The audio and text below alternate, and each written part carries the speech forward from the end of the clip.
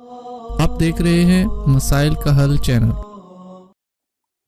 الحمدللہ وحدہ والصلاۃ والسلام علی من لا نبی بعد اما بعد قال اللہ تبارک وتعالی فی القرآن المجید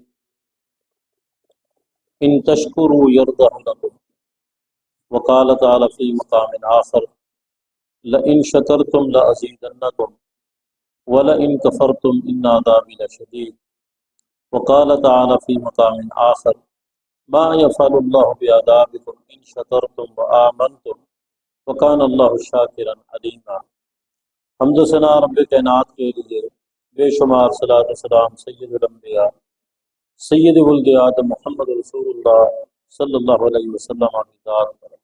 حمد و صلاۃ کے بعد ملک پاکستان یہ اسلام اور مسلمانوں کے لیے اللہ کی ایک عظیم نعمت ہے۔ یہ خطہ جو اللہ پاک نے ہمیں دیا ہے، اس خطے کے اندر اللہ کی بہت ساری نعمتیں ہیں۔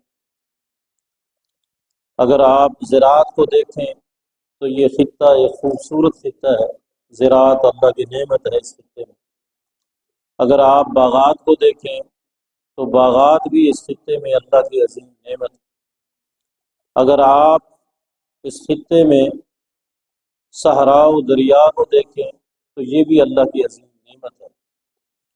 یقین کریں دنیا کا کوئی خطہ ایسا نہیں کہ اس میں یہ ساری نعمتیں موجود ہوں جو اللہ پاک نے اس خطے میں رکھی۔ تو اس لیے ہمیں اللہ کا جتنا شکر ادا کرنا چاہیے اتنا کم ہے۔ میں نے 3 مقام آپ کے سامنے پڑھے ہیں۔ پہلا مقام اس کا ترجمہ یہ ہے کہ اللہ کا فرمان اگر تم شکر کرو تو اللہ کو یہ بات پسند ہے، اللہ اس سے خوش ہوتے، اللہ اس سے راضی ہوتے۔ دوسرا مقام کہ اگر تم شکر کرو گے تو اللہ کا وعدہ ہے میں نعمتیں بڑھا دوں گا، اگر ناشکری کی تو پھر میری پکڑ بڑی سخت ہے۔ تیسرے مقام میں اللہ پاک نے یوں فرمایا کہ اللہ کو تمہارے عذاب کی کیا ضرورت ہے، اگر تم ایمان لے اور شکر گزار بن جاؤ، اللہ کو تمہارے عذاب کی ضرورت ہی کیا ہے۔ یعنی ایمان کو قبول کرنا اور مومن بن جانا اور شکر گزار بن جانا، یہ 2 چیزیں ہیں جس کے نتیجے میں انسان اللہ کے عذاب سے محفوظ رہے۔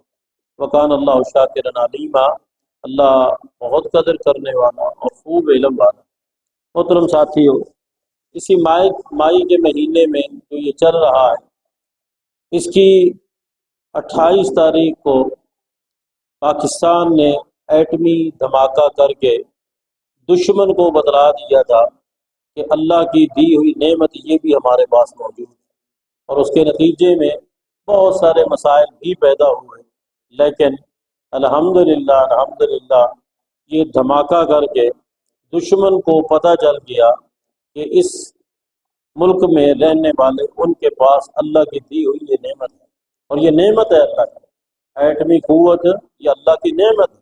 قرآن مجید کے اندر ہے وَأَعِدُّوا لَهُم مَّا اسْتَطَعْتُم مِّن قُوَّةٍ وَمِن رِّبَاطِ الْخَيْلِ تُرْهِبُونَ بِهِ عَدُوَّ اللَّهِ وَعَدُوَّكُمْ وَآخَرِينَ مِن دُونِهِمْ لَا تَعْلَمُونَهُمْ اللَّهُ يَعْلَمُ، کہ اپنی قوت اور طاقت، اپنے دفاع کے حوالے سے، اپنے ملک کی تحفظ کے حوالے سے، اپنی سرحدوں کی حفاظت کے حوالے سے جو تمہارے پاس مسائل ہیں، خوب اپنی تیاری کر، خوب اپنی تیاری۔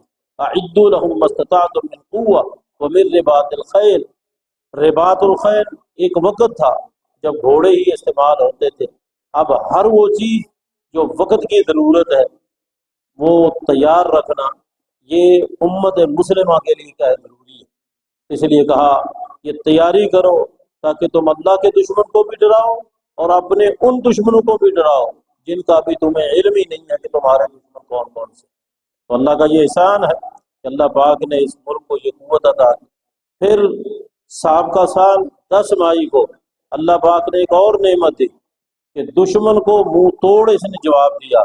ہمارے ملک کے جو سپہ سالار تھے، جو محافظ تھے، انہوں نے دشمن کو منہ توڑ جواب دیا۔ انہوں نے رات کے وقت چھپ کر حملہ کیا، اور الحمدللہ ہماری فوج نے دن کے وقت، دن دہاڑے ان کی عوام کو نقصان نہیں پہنچایا، بلکہ ان کی وہ قوت جو انہوں نے تیار کی تھی اس کو نقصان پہنچایا۔ تو یہ بھی اللہ کی نعمت ہے۔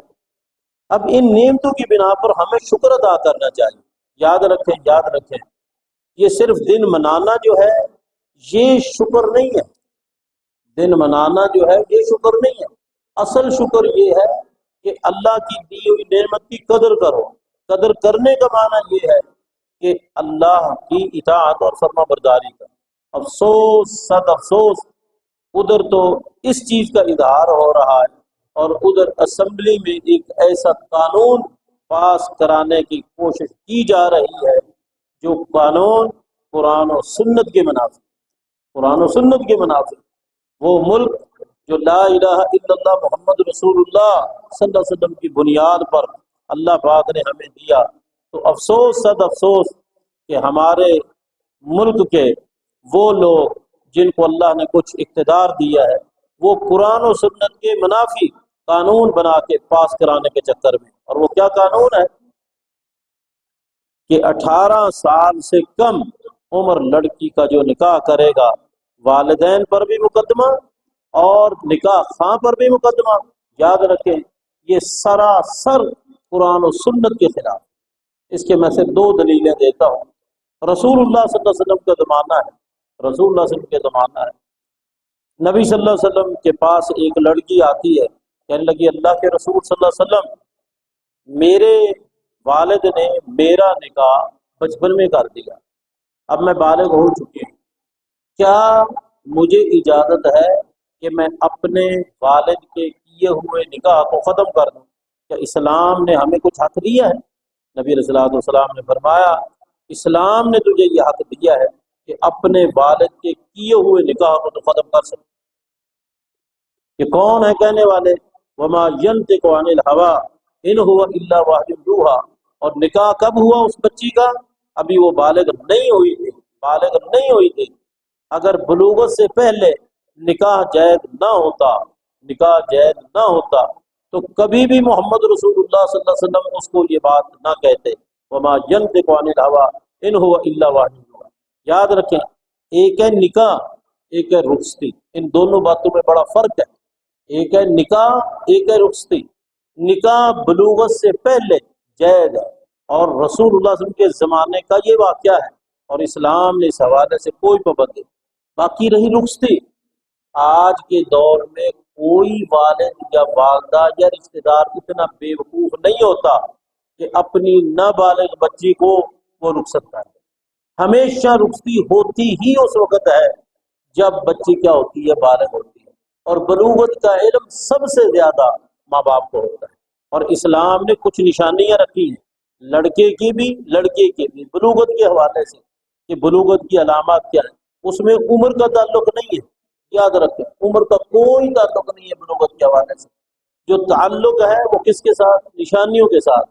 مونچھوں کا آ جانا یہ بلوغت کی علامت ہے، داڑھی کا آ جانا یہ بلوغت کی علامت ہے، بغلوں کے بال آ جانا یہ بلوغت کی علامت ہے، زیر ناف کے بال آ جانا بلوغت کی علامت ہے، اور احتلام ہونا یہ بلوغت کی علامت ہے۔ اس کا تعلق عمر کے ساتھ نہیں۔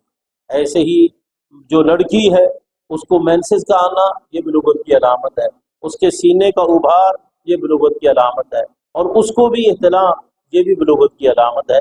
تو اسلام نے علامتیں رکھی ہیں، باقی کوئی بھی والدین ایسے نہیں ہے کہ بلوغت سے پہلے وہ رخصتی کر دیں۔ باقی نکاح کے حوالے سے یہ جو قانون پاس کیا جا رہا ہے یہ بالکل غلط۔ یاد رکھیں رسول اللہ صلی اللہ علیہ وسلم کے زمانے میں بھی حضرت عائشہ رضی اللہ تعالیٰ عنہا کا جو نکاح ہوا تھا وہ کتنی عمر تھی؟